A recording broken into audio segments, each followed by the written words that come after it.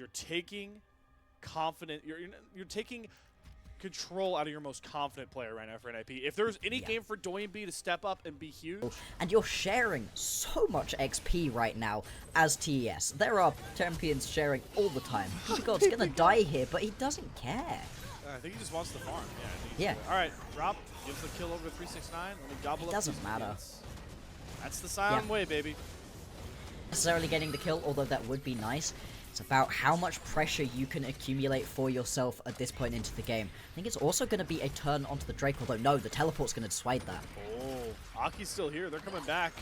They have got 4 members strong. 369 with no flash. Chris here trying to provide the shields, but Aki flashes forward the strangle roots to get the lockdown to 369. Chris gets back under the turret. Doyenby took a ton of damage now from Chris the ramped up turret, but 369 is down. Chris flashing away. That will actually delay things for NIP quite a lot. They would have liked to have been able to get a little bit of control in that lane, push out and go ahead and head towards these grubs. Still going to be able to get on top of them, but there may now be a response in a way that they couldn't have had previously if JackeyLove hadn't have played it as well as he did. It does make this grub take a little bit more treacherous for Aki, even on the Zyra that can burn through it. Good thing for him though is that JackeyLove is out of mana, and boy, are the fruits really this worth it, JackeyLove? You're in between 2 enemy combatants right now. Luckily, Crisp is here, and Kanavi is going in for the killer blow to Aki. That's a huge possession to find, and now PP got it. He may have been fine dying before, but it's not worth it now. Feats of Warfare over to TES as we get a double kill for Kanavi. Apparently, the fruits are well worth it in this situation. It looked a little bit risky from JackeyLove to be stepping up that far, but he knew that he had the friends on the way over. Leave now also getting jumped right here. Crisp isn't going to deal the damage, but there are others waiting in the wings. We finally also get to see the top laners decide to fight. Hang on, this fight just hasn't stopped. What? Flashes forward, gets the Q. JackeyLove finds the kill, but he's a little far forward up here now with Doyenby in the face. But a true shot for Raj is more than enough damage for JackeyLove to find himself a... He lives at least, and this is what NIP want, right? You're getting chased to top lane, so you know you've got at least a little bit of a space towards the bottom lane. JackeyLove gets caught here. Arcane shift, but it's the flash forward to get dead. Cole the Meek stun. JackeyLove for all the heroic plays early. One mistake opens the door for NIP. And NIP, they are just keeping up the pressure in this game. As much as they have fallen behind in terms of overall gold, they're going to be able to swing it back in their favor quite heavily right now. This, if they're able to pick up this tower nice and quickly, that bottom side area, 369 actually going to teleport top side. Shanji does have the teleport to head his way back down bot if he really wanted to. The tower just going to keep on living. It is hanging on for dear life.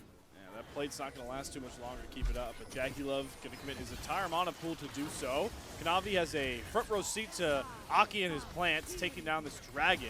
Maybe looking for a potential 50-50. Going to use the Shroud to come in now. Teleport coming behind NIP to give them a bit of a man advantage. We're going to 50-50 this smite. It's going to be won by Kanavi. There is a double onslaught for PP God. Hits nobody, but JackeyLove is cut down. Doyenby with a huge shock blast. A fight on 2 fronts. Who's going to find the win? Can Kanavi get the reset? Does, at 1 HP, find himself a possession. And again, now could just continue to reset over and over again. It was a blinking health bar for Kanavi, but he gets 2 kills and gets out when he needed to most. And Shanzi's just a little bit too late to the party. All the drinks are done. No more chips for you to find. You have to head back home with nothing. Oh, and that really sucks on the back end of that fight. TES scatter to the wind, and you're now leaving 369 alone with the tower top lane, and plenty of damage to be able to do to it too, especially with the demolish right there. TES, their lead on this game was a little bit tenuous, but now they've put themselves in a much stronger position. Still, defeat is going to want another team fight though. TES, they've been going pretty well so far. It's NIP who I think are going to be a little bit reticent to start these fights up without being able to potentially get themselves a pick first. Shanji teleport costing them, is able to try and answer for this grub play. So TES can just take over this top side in 369. Wants Doyenby's number, throws him against the wall, gets the cooler in his face as well. Doyenby has to flash away with no mana. His NIP in that last game had a comp with agency. This time round, they have to sit back and wait for TES to play into them. Maybe you take a position here with some plants with Zyra and getting some Jace Shock Blast down is the only way they really can have agency in this game. But you can see TS just turned their attention towards the mid-lane turret. PP God's going in, but nobody connects with the Unstoppable. So Chachi flashed forward to root Cream up, but he does get the Emperor's Revive down. Big heal comes across. They don't get Cream. PP God's far too low, and JackeyLove is just firing spell after spell. And 369 has the Mega and throws 3 into the wall. But where are the kills? We will finally drop over to JackeyLove and company. 369 put them all on a platter, but only 1 scrap was taken. That was the Mega Gnar play I was looking for out of 369. Yeah, it doesn't end in the kills, but it has the same effect in this situation. You manage to pick yourself up the mid lane tier 1. You're just going to be able to turn this into another Drake, and that is sole point now for Top Esports. They're having a great time of it in this way. 3-0-1 for Kanavi, 4-1-4 for JackeyLove. The main carries that we needed to see pop off in this game have been able to do so themselves. A second game running. Really unfortunate considering how good the game 1 was. 369. Desperation to try to pick off 369 on the side, who isn't a Mega Gnar. They're dropping full combos onto this guy, and his health bar barely gets under half. Fortunately for NIP, though, there's no rescue coming for 369, so it took a while. They do complete the pick play. But however, what do they lose? Yes, exactly. Tier 2 at the very least. Not likely to lose too much more. 6 Grubs. Look at all those mites. Yeah, the mites are making it very easy to be able to push through these towers. Big power spike for Ezreal's now. More mana done for JackeyLove. His mana pool's not a big issue. Yep. So much safety with the CDR he gets, especially once he gets the Shojin going. So JackeyLove is in such a good big spot. And this is the Top Esports we were advertised after their thromping of IGN. It's fitting that it's back when we get Kanavi and JackeyLove back in the form from that game or that series. Yeah. Exactly. It's 5,000 cuts right now, and once again, while there were mistakes made in Game 2 for TES, it is a huge sign to see that they are back in control of a game and playing exactly the strengths of the draft. Exactly. Cream now going to teleport down into the mid lane. JackeyLove stepping up once again. Just chunking them all out, and Cream's going for a big play. There's the Shreem and Shuffle you wanted. Serves Aki up on a silver platter and leaving PP God. Yes. You guys are going the wrong way. Up a creek with no paddle. Great screens galore. TES have broken open a very important game number 3.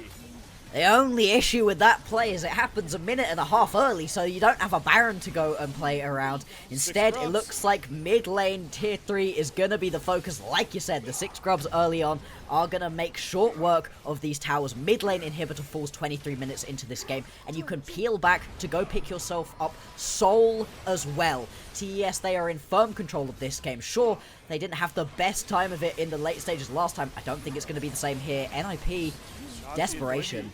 It's just too little too late. They have a teleport coming behind, but JackeyLove, he's in his comfort zone right now. He's in between a flank, and he does not care. PP God, you've got no friends in front of you anymore. No friends left in the industry. Just another trip to the fountain on expedition. And the soul should be the turn here for TES. A soul before Baron even spawns. Nothing really encapsulates the dominance more than that very sentence. No, this is one of the most dominant games I've seen in a while. TES have been able to just dismantle everything that NIP wanted to do for themselves. You've got a couple of kills in this game, 3 of them only for NIP. And other than that, kind of nothing. Couple towers, that's it. They are so far. The tempo of these two teams, we might have to save that conversation because there's been a trap set, and Aki has stranglethorned himself right into it. Pretty sure Aki and Zyra are supposed to be the ones that are in control of the Venus flytraps, but it's TES that set one and knocked down Aki. And hey, look, the Purple Worm's off spawn. And we have Ocean Soul, god damn it. Why don't we just take it? Yeah, there is no real threat to TES right now, barring the craziest play you've ever seen. This is just desperation. Cream actually gets caught. He does have the stasis, though. Will get jumped on. He should go down, but he isn't the focal point carry. It's Kanavi and JackeyLove who take down the Purple Worm, and they're still bloodthirsty for more. JackeyLove and company flying on forward. It might be wrapped up right here with the Baron, Nasher, and Grubs. Leave the Senna has to watch his base crumble, and when they're needed most, JackeyLove and Kanavi came to play and give TES their most dominating win of the playoffs so far to put themselves onto match point for a date with Billy Gaming. NIP, it took 45 minutes to win, so lose last time. 26 on this one. TES domination from the